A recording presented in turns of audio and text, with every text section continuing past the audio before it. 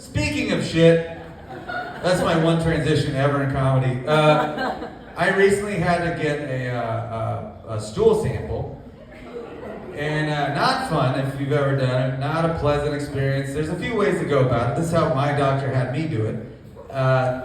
They gave me what looks like a plastic white toddler's cowboy hat. Some people have done it, I won't point you out. And then you put it on the back of your toilet, and then you just shit away, and then it comes with like this little vial, this little tube, and it's got a liquid in it to keep it fresh. And then you can unscrew the top, and it's got the world's worst, tiniest, horrible spoon. Spoon doesn't do anything, it just shoves it around a little, it's awful. I threw up while I was getting the stool sample. It's the worst experience, it was awful. I was so sick. But I get the stool sample, I take it to the doctor, and it's around the corner. Like I walk to the doctor's office with the tube of shit, and I walk in, I give it to this lab tech, and she's like, oh, it'll be like 4 days, you'll get your results.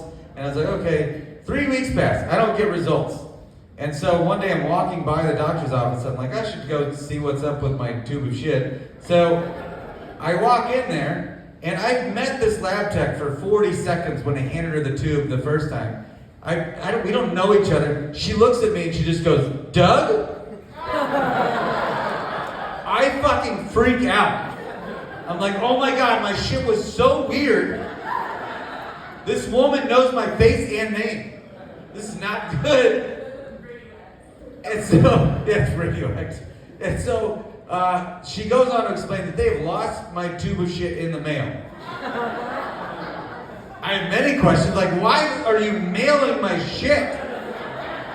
And to who? Like, if I had known you were going to do this, I would give you a list of my enemies, you know? Like, we could have some fun with this. This is messed up.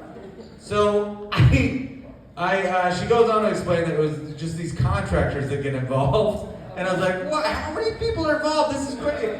And by the way, can you imagine that's your job? You know, like, hey, what do you do for work? Well, I'm a third-party contractor.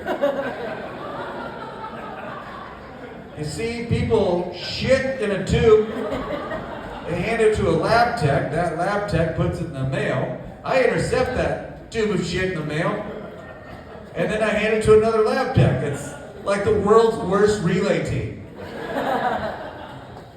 So she goes on to say, I'm gonna have to shit another cowboy hat. So she gives me a second hat, and I walk home I'm so angry, I'm so mad, I have to go through this again. I'm just so upset. I get home, and I fill that fucker up good, you know what I mean? Which is only to my detriment, because I'm the one that has to put in the tube. So I've just made a lot of work for myself. My only regret was that I didn't eat corn before I did it. Just make it complicated, whatever. And then I go to like try to get in the tube, and then that's when I realized the tube they gave me this time didn't have the liquid in it to keep it fresh. So I'm like, oh my God, I'm gonna have to shit in a third hat. This is not good. I panicked. I'm like, there's no way I'm shitting in a third hat. So I decided I'm just gonna leave the shit in the hat on the floor, and I'm gonna sprint to the doctor's office, get a tube with the liquid in it, come back, hopefully it all stays fresh.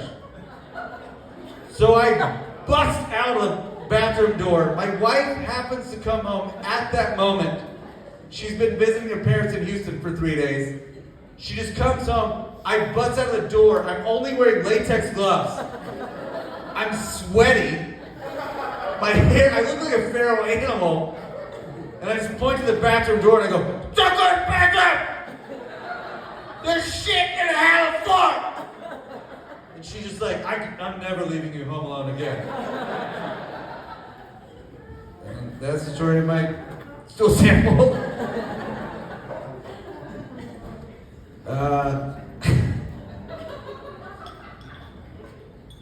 Nope. Another audible.